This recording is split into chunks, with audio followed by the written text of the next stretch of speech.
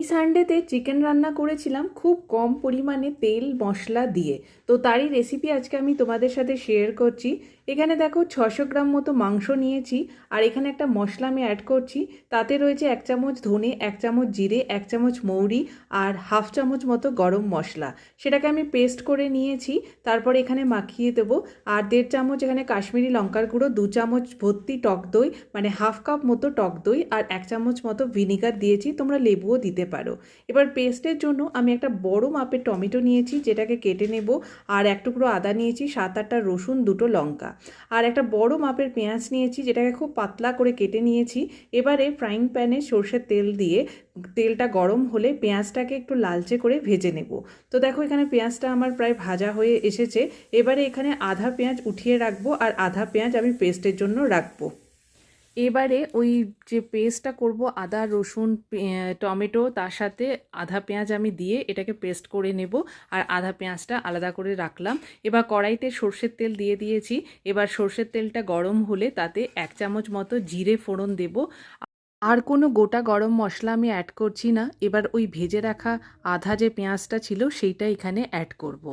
এবারে ওই বেটে রাখা যে মশলাটা সেটাও কিন্তু পেঁয়াজের সাথে দিয়ে দেব।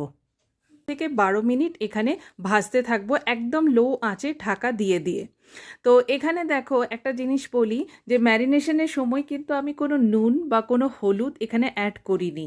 যদি ম্যারিনেশনের সময় যদি এটা নুন দিয়ে দিতাম, তাহলে কি হতো, যখন মাংসটা সেদ্ধ হতো তখন মাংসটা একটু বেশি সেদ্ধ হয়ে, অনেক সময় দেখবে মাংস অনেকের ছিঁড়ে ছিঁড়ে যায়, মানে খুব বেশি সেদ্ধ হয়ে যায়। তো নুনটা যদি লাস্টে অ্যাড করো না, তাহলে মাংসটা রান্না খুব ভালো হয়। তো এবারে দেখো 10 থেকে 12 মিনিট হয়ে গেছে। আমি এখানে মশলাটার সাথে পরিমাণ মতো হলুদ অ্যাড করলাম। খুব বেশি হলুদ লাগে না, কারণ কাশ্মীরি লঙ্কার গুঁড়ো অনেক বেশি দিয়েছি, ম্যারিনেশনেও দিয়েছি, আবার ভাজার সময়ও দিয়েছি। তো সেই জন্য খুব অল্প পরিমাণে এখানে হলুদ অ্যাড করেছি, আর একটুখানি কাশ্মীরি লঙ্কার গুঁড়ো দিয়ে তারপরে মাংসটা এখানে দিয়ে দেবো।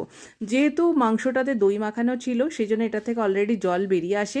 এই মাংসটা দেওয়ার পর আমি কিছু সেদ্ধ করে রেখেছিলাম আলু, সেগুলোকেও এখানে অ্যাড করে দেবো, আর একটুখানি কসুরি মেথি এখানে দেবো। তারপর এটাকে ঢাকা দিয়ে দিয়ে প্রায় 15 মিনিট এটাকে কুক হতে দেব। 15 মিনিট হয়ে গেলে তারপর ঢাকা খুলে এটাতে নুন দেব, আর পরিমাণ মতো এখানে জলটা দেব। জলটা একটু বেশিই দিতে হবে, কারণ কি এই মাংস রান্নার ক্ষেত্রে কিন্তু পরে আর জল অ্যাড হবে না। তো ওই জলেই কিন্তু পুরো মাংসটা সেদ্ধ হবে। তাই জলটা এখানে পরিমাণ মতো এখানে দিতে হবে, যাতে আমার মাংসটা ভালোভাবে সেদ্ধ হয় সেইভাবে। লো আছে 20 থেকে 25 মিনিট মতো মাংসটা সেদ্ধ হতে টাইম লাগবে। তো দেখো মাংস আমার সেদ্ধ হয়ে গেছে, একদম তুলতুলে নরম সুস্বাদু মাংস।